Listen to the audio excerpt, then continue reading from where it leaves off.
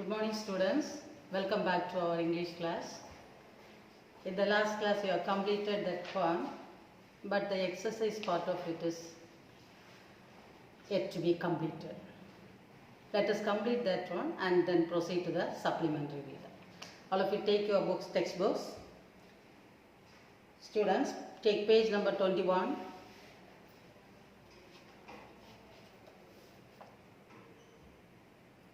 Page number 21. Read the poem again and complete the summary using the words given in box. There is a box given below. The words in the box is half a kilometer, another one, castle, ration, plenty, watching, brave, capture and confident. Now I am reading the passage. You have to tell me the words that will come in that blanks. The Castle by Edwin Muir is a moving poem on the watching of a well-guarded castle. The soldiers of the castle were totally stress-free and relaxed. They were confident of their castle's physical strength. Through the turrets, they were able to watch the movers, and no enemy was found up to the distance of half a kilometer. And so, they seemed no threat to the castle. They had plenty of weapons to protect them and a large quantity of ration in stock to take care of the well-being of the soldiers inside the castle. The soldiers stood one above the other in the towering capture to shoot the enemy at sight. They believed that the castle was absolutely safe because their captain was brave and the soldiers were loyal. Now the last two stanzas. The words in the bracket, that is in the boxes, lamented, wicked God, let, weapon, weak, helpless, shameful, bait, gold, citadel, disloyalty and enemy. Now you have to do it from home, and when we meet again we will discuss the correct answer there. Now paragraph answer. Some questions are given below. Prepare yourself for it. Then that fourth one, read the given lines and answer the questions that follow in a line or two. All through the summer at ease we lay, and daily from the turret wall we watched the movers in the hay. What does we refer to? The soldiers who were there in the castle. We refers to the soldiers who were there safeguarding the castle. How did the soldiers spend the summer days? At ease. What could they watch from the turret wall? They were watching the movers doing the work in the lawns. Take the next page, page number 22. Our gates were strong, our walls were thick, so smooth and high no man could win. How safe was the castle? The gates were very strong and walls were very thick, and walls were smooth and they were very high. No one can enter. What was the firm belief of the soldiers? Nobody could enter inside the castle. A foothold there, no clever trick could take us dead or peak. Only a bird could have got in. What was challenging? Getting inside the castle was very challenging. Which aspect of the castle's strength is conveyed by the above lines? The physical strength of the castle. Oh, then our maze of tunnel stone grew thin and treacherous as air. The castle was lost without a groan, the famous citadel overthrown. Bring out the contrast in the first two lines. What is that? It was our maze of tunneled stone. It is a very, very mysterious castle. But within a short span of time, it becomes thin and treacherous as air. It has become very thin. It lost its strength at all. We could do nothing being sold. Why couldn't they do anything? Because one of the warden has just betrayed the castle, so they cannot do anything. Why did they feel helpless? Because the enemy got inside the castle, so automatically they will be taken as prisoners. So they are helpless. Now next one, fifth one, explain with reference to the context. Here you have to write as we have done in 11th standard. These lines are taken from, write the title of the poem and the author's name. These lines are taken from The Castle, written by Edwin Mure. Then another one homework I will give you. Read the poem and complete the table with suitable rhyming words. For example, lay, hay. There are 3 sets of rhyming words again. Just find out and write it in that blanks. Next, 7th one. Underline the alliterated words in the following lines. What is alliteration? Alliteration is the repetition of the initial consonant sound in a sentence, in a line. Repetition of the initial consonant sound, not letter, initial consonant sound. You know what are the consonant sound? Except the vowel sounds, all the others are consonant sounds. Right? We have in the English alphabet, we have 5 vowel letters. 5 vowel letters. But the phonologist, who is a phonologist? One who studies about sound. Phonologist says that though we have 5 letters, we have 12 vowel sounds. And we have 24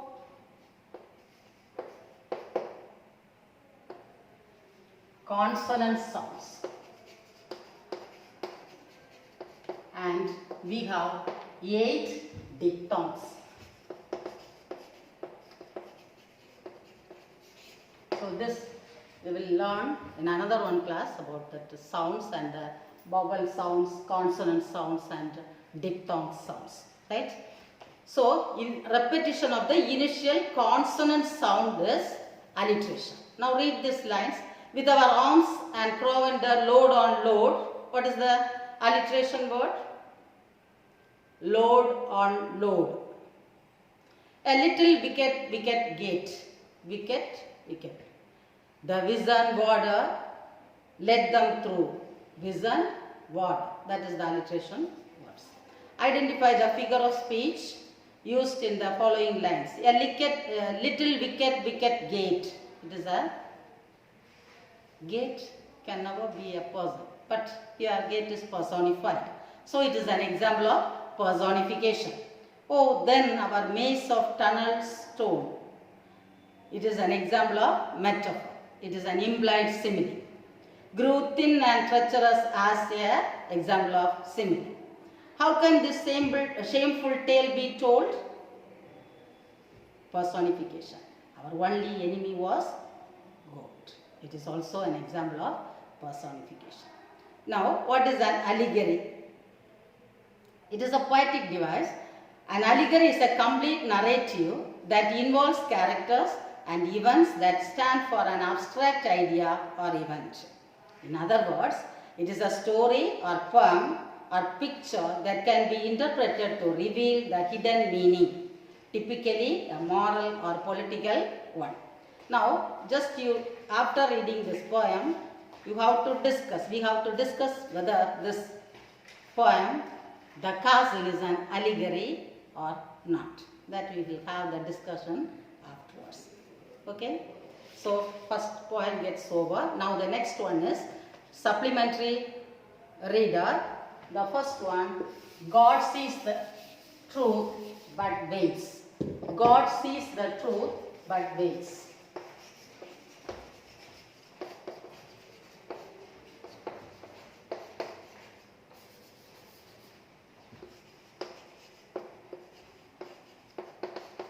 Written by Leo Tolstoy.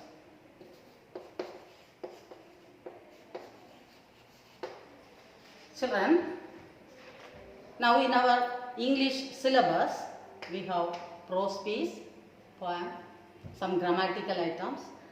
Along with that, a supplementary item is also given. Now what is the purpose of introducing the supplementary reader in your syllabus? What is the purpose behind it? See, the prose piece, we are just teaching you line by line, explaining the meaning, all these things. Whereas the purpose behind the introduction of the supplementary reader is to enhance your vocabulary, to make you read more and more, to inculcate the reading habit in students, and to comprehend, to understand things. So just to improve your English, the supplementary reader is introduced in our curriculum, in our syllabus.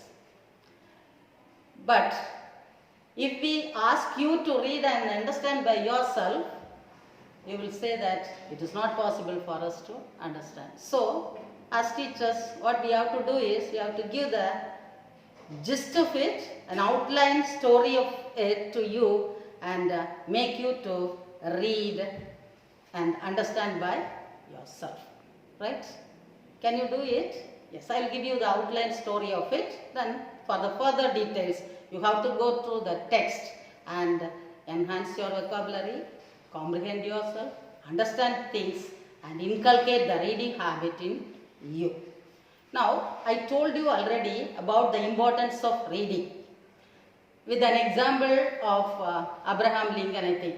And he just read something, got a book from his neighbor who was a very rich man, and he lost his books because his father has asked him to go to the field. By the time it rained heavily and the books got wet.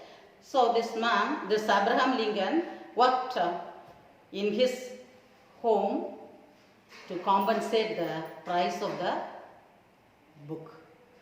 Now, how much interest he has towards reading is being stressed in this incident, right? So, read and improve your vocabulary. Right, children? Right. Now, I'll tell you the outline story of God sees the truth but waits. Before that, I wanted to tell you one or two sentences about this Leo Tolstoy. He was a 19th century Russian writer. 19th century Russian writer who has written short stories, novels, plays, philosophical essays, and everything. And he just influenced Gandhi and Martin Luther King regarding his views on non-resistance. He is of the opinion that the kingdom of God is within you. The kingdom of God is within ourselves. Right? If God's presence is with us, it will be just reflected in our actions. That is his view. And he is a master of realistic fiction. And his famous works are War and Peace and Anna Karenina. Right? Now, let us come to the supplementary reader.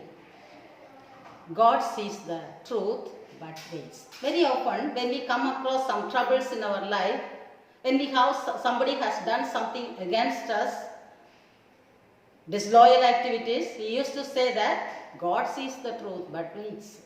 Right? Very often we used to quote this, God sees the truth but waits. Right. So here is a story about faith, forgiveness, freedom, faith, forgiveness, and freedom.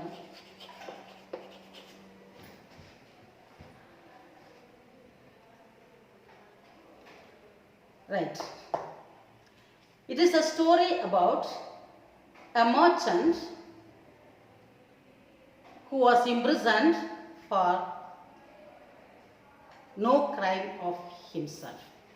A person who is sent to prison for a crime which he has not committed. he did not commit at all. How we will be feeling if we are put in jail for a mistake that we have not done at all. For example, without knowing if somebody has done something, we will go and fight against them, file a case against them, all the unwanted things we will do. Here, he has not done it at all. He has no part in that crime at all. But he was put in jail for 26 long years. How long he has been in prison? 26 long years. Now, I'll tell you the story, the outer shell of it, right? Acshino, his full name was, the name of that merchant is Ivan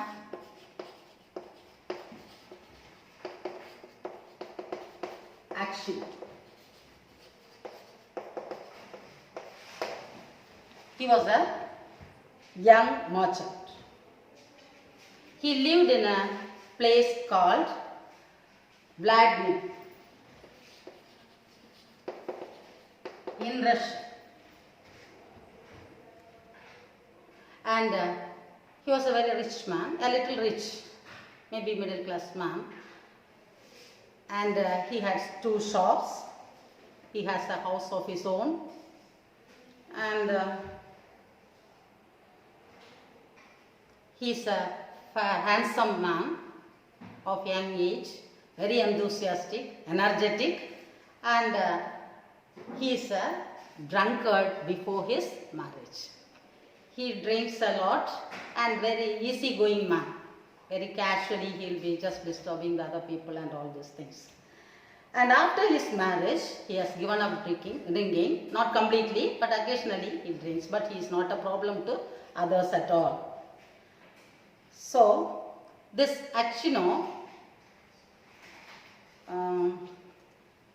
just got ready to go for a fair, right? The fair in a place called Nizhny Fair. So it is every July there will be a fair in this place, just like we have in June month, I think. There is an exhibition in Kuliturai, Vavuvali, right? Just like that, there is a fair where people go and visit and see all the things and buy, sell some things. All these things happens in this Nizhny Fair. So this Acshino also got ready to go to that fair because he has some things to sell in that place. So as a merchant, he has some things. So he is getting ready to go for that fair.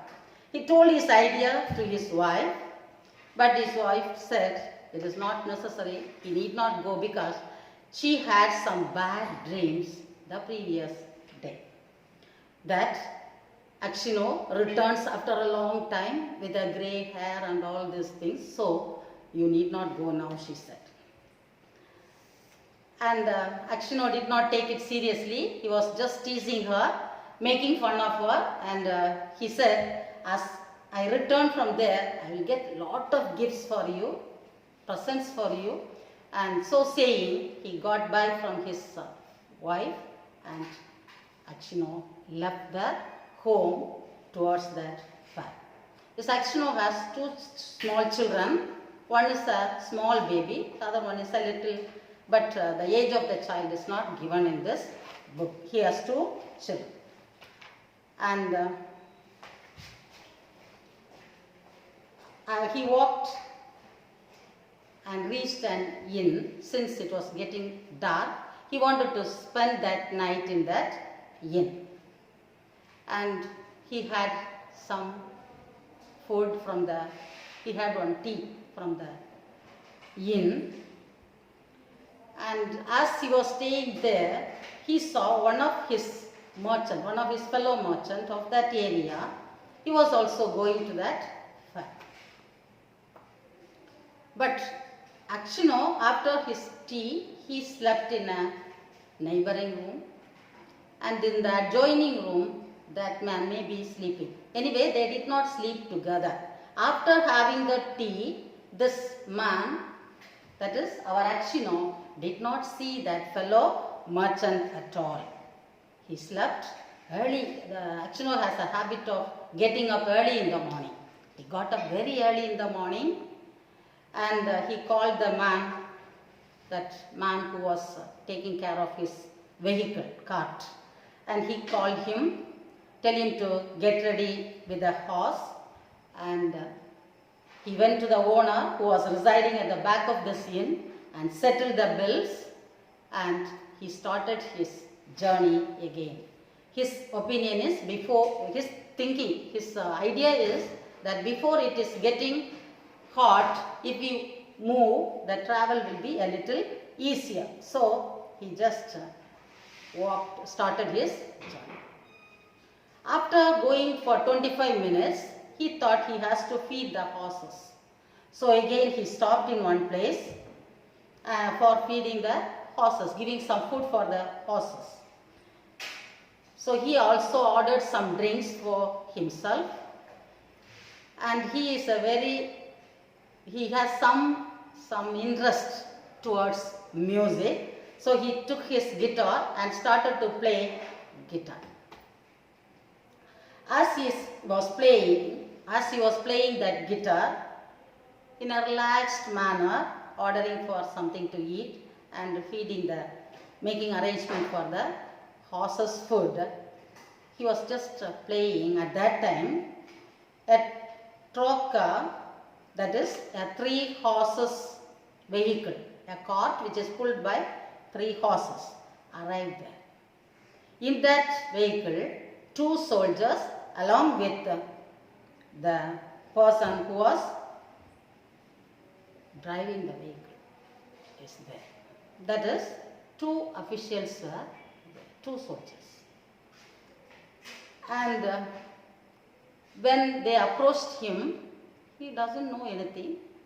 They asked him, "Are you the person who stayed in that inn the previous night?" "Yes." "And why did you start your journey earlier?" Maybe he might have told, "It is my habit," right? "It is my habit to get up early and move." "But where is that person, fellow soldier, whom you met in that inn?" He said, "I do not know. I have not seen him after having my tea." They asked questions after questions, and initially he said, "You will also have a cup of tea," but later when they asked questions, he got confused and he just asked them, "Why do you question me like this? Just like a robber or a thief?" And that soldier said that, "Yes, you are a robber. You have stolen the money of that merchant and you have killed him at night.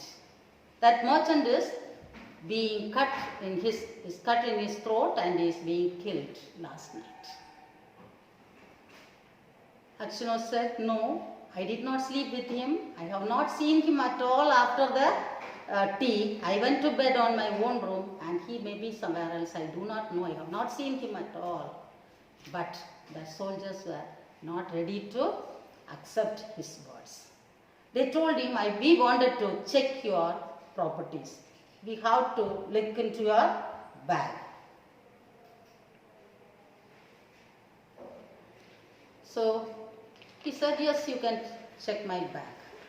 And they unwrapped the luggage and they opened the bag and found that a blood-stained knife is there in his bag. See, just imagine, a blood-stained knife is there in the bag. Acchino got frightened. He started to tremble. He doesn't know how it has reached his bag. And he tried his level best to convince them, tell them that he is not the culprit. But they are not ready to accept him. They asked him, "How much money did you steal?" He said, I do not have any other money except that 8,000 rubles that I have with me. 8,000 rubles. Just like our Indian currency, the currency of Russia is rubles. So I have only 8,000 rubles in my hand. And what about the knife, they asked. But he said, I have not seen it. I do not know. He started to say, but words failed to come to his mouth. He trembled with fear. Now, it is an evident proof that he has cut the throat of the fellow passenger. According to the soldiers, there is a blood-stained knife, so it is very evident that he has done the crime. He was binded up, put in a cart, and took him to Siberia. And as he was going, he just crossed his legs like this and he started to cry. He wept bitterly. His money, that 8,000 rubles, along with the goods that he is taking to the fair, all these things were taken away by them. And all his properties also went along with the soldiers. And he was taken to prison. Enquiries were made in his own native place. There it is informed that once he was a jovial person, but now he is a perfect man, very honest man. He will never do this type of things. This is the certificate given from his own native place about him. And the trial came and he was imprisoned for robbing 20,000 rubles from that merchant and cutting his throat. For this crime, he was imprisoned. He was put in jail. Now you can imagine the condition of Achinov, how he will be feeling, right? What will be his mental conflict? He might have thought about his wife, his children, the affair, maybe his relations, how he has suffered. Now how he doesn't know how to come out of this situation. That is in one side. The other side, his wife came to know about him and his punishment, right? How she will be feeling? How she will be feeling? Very sad. She doesn't know what to do, right? So we will stop here, children, and after that I will continue from this in the next class. So till then, you just read the completed poem, portions, and if possible, read the remaining. It is very easy. No harsh words, all these things. Vocabulary is very easy. So try to complete it. If not, we will do it in the next class. Thank you, children. Till then, bye.